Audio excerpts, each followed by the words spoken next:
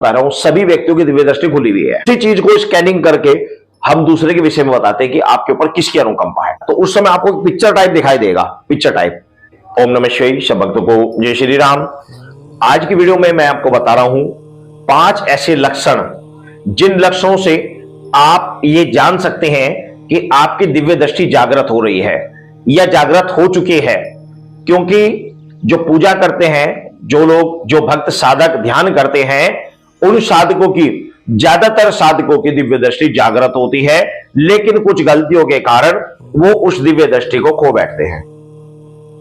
कुछ कमियों के कारण उन दिव्य दृष्टि को खो बैठते हैं। अन्यथा वो, यदि वो इन लक्षणों को समझकर ये समझ लें कि हां, हमें हमारी सिक्स्थ सेंसर यानी दिव्य दृष्टि जागृत हो रही है और हमें विशेष रूप से अपने जीवन को इसके अनुसार हमें चलाना चाहिए, तो वो उस बात को अच्छी प्रकार समझ सकेंगे और सिक्स्थ सेंसर यानी दिव्य दृष्टि से वो लाभ उठा सकेंगे। ये जो तरीके हैं, ये जो अनुभव है, 5 लक्षण है, मैं अपने जीवन से संबंधित बता रहा हूं। मुझे इन चीजों का आभास हुआ, उसी के आधार पर मैं आपको बता रहा हूं। वेरी इंपोर्टेंट ये लक्षण है, प्रत्येक साधक के साथ ये घटते हैं, प्रत्येक साधक के साथ, लेकिन साधक इनको नहीं समझ पाता, जिसके चलते वो कहीं ना कहीं आप त्रुटि कर बैठते हैं। ये 5 लक्षण मैं आपको बता रहा हूं, इन 5 मुख्य हैं, बाकी होते तो बहुत सारे हैं, लेकिन 5 मुख्य मैं आपको बता रहा हूं, ठीक है ना।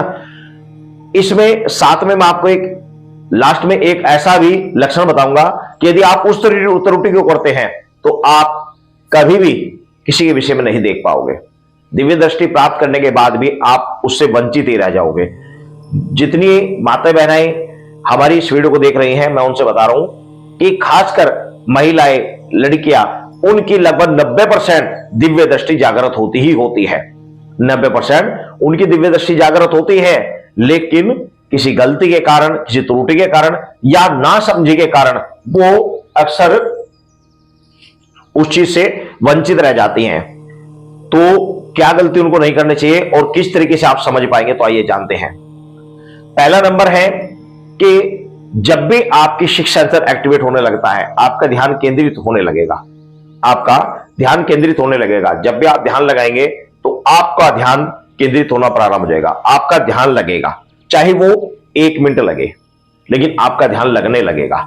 ये वेरी इंपॉर्टेंट लक्षण है, मैं आपको बता रहा हूं, वेरी इंपॉर्टेंट लक्षण है। जब भी आपका सिक्स्थ सेंसर एक्टिवेट होना शुरू होगा, जब भी उसमें क्रिया होनी शुरू हो जाएगी, तो आप जब भी पूजा में बैठेंगे, आप चाहे 2 मिनट ही ध्यान लगा पाए, बाद में आपका ध्यान कहीं भी भटक रहा हो, लेकिन आपका ध्यान केंद्रित होगा, चाहे वो 1 मिनट के लिए हो, 2 मिनट के लिए हो, 5 मिनट के लिए हो, लेकिन वो ध्यान होगा, केंद्रित होगा, 100% केंद्रित होगा। 100% आपका ध्यान उस चीज के ऊपर लगेगा जिस चीज को आप, जिस देवता का आप ध्यान कर रहे हैं। ये पहला लक्षण है, वेरी इंपॉर्टेंट लक्षण है।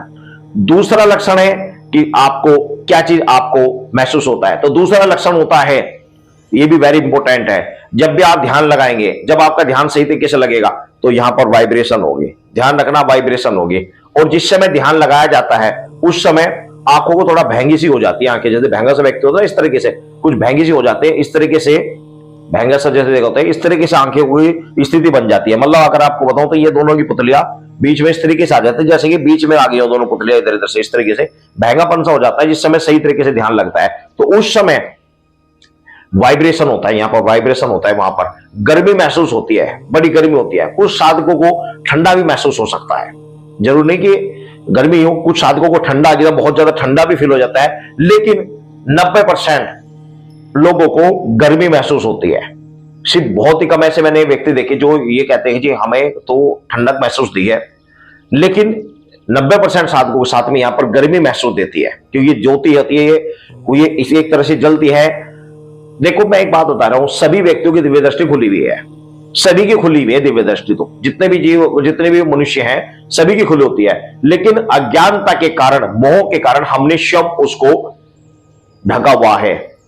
आवश्यकता है सही ध्यान करने की, आवश्यकता है सही जाप करने की, सही तरीके से डिसबैलेंस करने की, तो वो जो ज्योति है, वो जो ढकी हुई है, वो खुल जाती है, बस इतना है। नहीं तो दिव्य दृष्टि तो सबकी जागृत होती है, लेकिन हमने अपने कर्मों के कारण उसको हमने ढका हुआ है, ऐसा होता है। क्योंकि मैं ये भी बताऊंगा आपको कि इसका लक्ष्य, इसका प्रमाण है क्या है। तो वाइब्रेशन होता है और यहां पर खुजली महसूस होगी, दर्द महसूस होगा, ठीक है ना, गर्मी महसूस देगी, तो ये दूसरा लक्षण है। तीसरा लक्षण है कि जब हम ध्यान करते हैं तो हमें अक्सर जैसे मोमबत्ती जलती है, चिराग जलता है, ऐसी एक कोई ज्योति नजर आने लग जाती है, ठीक है ना, कोई ज्योति नजर आने जाती है, ये भी वेरी इंपॉर्टेंट लक्षण है। या फिर इसकी जगह कुछ कलर्स नजर आने लगते हैं, कुछ कलर्स, ब्रह्मांड के कुछ कलर्स से नजर आने लगते हैं, आकाश में कुछ कलर्स, और वो कलर्स किस तरीके से होते हैं ये सवाल आप बाद में करेंगे, मैं पहले ही बता दे रहा हूं। वो जो कलर्स होते हैं वो कलर्स होते हैं अपने देवता के अकॉर्डिंग। उसी चीज को स्कैनिंग करके हम दूसरे के विषय में बताते हैं कि आपके ऊपर किसकी अनुकंपा है। आप लोग अक्सर पूछते हो कि भाई हमारे विषय में बता दीजिए, तो वो ये स्कैनिंग होती है। कैसे होती है? मान लिया सपोज करो हनुमान जी की अनुकंपा है, अब आप ये हनुमान जी का सिंदूर लगा हुआ, देखो ये सारा सिंदूर चढ़ा हुआ है, ऑरेंज कलर का जो सिंदूर हमने चढ़ाया हुआ है। तो आज मंगलवार है, सुबह ही ब्रह्म मुहूर्त में 4 बजे मैंने हनुमान जी का श्रृंगार किया था, सुबह 4 बजे। और आप अगर देख पा रहे हो तो मेरे हाथ पे ये अभी यहाँ नखूनों पे ये सारे में ये अभी भी हाथ में मेरे सिंदूर लगा हुआ है। सुबह 4 बजे सुबह श्रृंगार किया जाता था, 4 बजे। अभी सर्दी है तो इसलिए हमने गर्म कपड़े अभी पहनाए हुए हैं।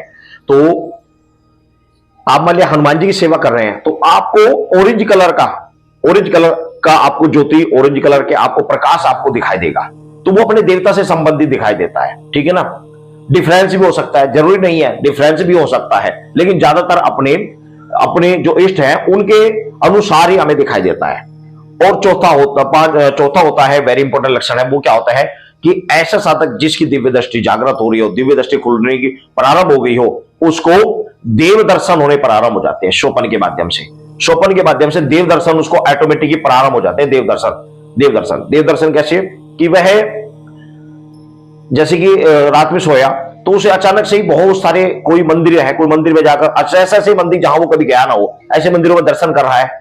मान लिया हनुमान जी सेवा कर रहे हैं तो हनुमान जी के द्वारा आपको लग रहा है कि मैं उड़ रहा हूं, मेरे अंदर हनुमान जी आए हुए, मैं उड़ रहा हूं, ये लोगों को झाड़ रहा हूं, लोगों की समस्या का समाधान कर रहा हूं, मैं दरबार लगा रहा हूं, या लोग मेरे पास आ रहे हैं, पांव छू रहे हैं, या फिर मैं किसी धाम पर गया, वहां पर माथा टेक रहा हूं, प्रसाद चढ़ा रहा हूं, कुल मिलाकर एनीथिंग देवता से संबंधित स्वपन उसके दर्शन उसके खुल जाते हैं, अन्य भी खुलने लगते हैं। आस पड़ोस में कोई व्यक्ति अचानक से मृत्यु को प्राप्त होने वाला, आपको उसके विषय में पहले ही ज्ञात हो जाएगा, पहले आपको उसके बारे में पता लग जाएगा कि हाँ ये मरने वाला है। आसपास में किसी व्यक्ति को कुछ चीज प्राप्त होने वाली, आपको पहले ही आभास हो जाएगा हाँ इसके साथ ये होने वाला। यानी कि भविष्य की कुछ घटनाएं आपको पहले से आभास होना प्रारंभ हो जाती है कि ऐसा कुछ होने वाला है। तो ये देव दर्शन ऐसे साधक के खुल जाते हैं। 5वां जो लक्षण है वो वेरी इंपॉर्टेंट है, क्या कि ऐसे साधक को दूसरे की क्या समस्या है, क्या प्रॉब्लम है, वो बात कर रहा है, बात करते करते वो जो बोल रहा है आपको अंतर आत्मा से अपने आप ही ये आभास हो जाता है कि वो गलत बोल रहा है या सही बोल रहा है, झूठ बोल रहा है या सच बोल रहा है, जो वो बोल रहा है वास्तव में वैसा है या नहीं है, जो उसने बोला उसका आंसर क्या है, जो उसने समस्या बताई उसका आंसर आपके माइंड में अपने आप ही आ जाएगा, ऑटोमेटिक आ जाएगा, पहले से ही आ जाएगा ऑटोमेटिक ही। इसी के अंदर ही छठे के अंदर ही मैं एक चीज और छठा लक्षण एक और बता दे रहा हूं आपको मैं, वो क्या होता है कि ऐसे साधक को, अब कोई मैसेज हमारे से पूछता है गुरुजी हमारे विषय में बताए, तो हम किस तरीके से देखते हैं बताता हूं आपको मैं।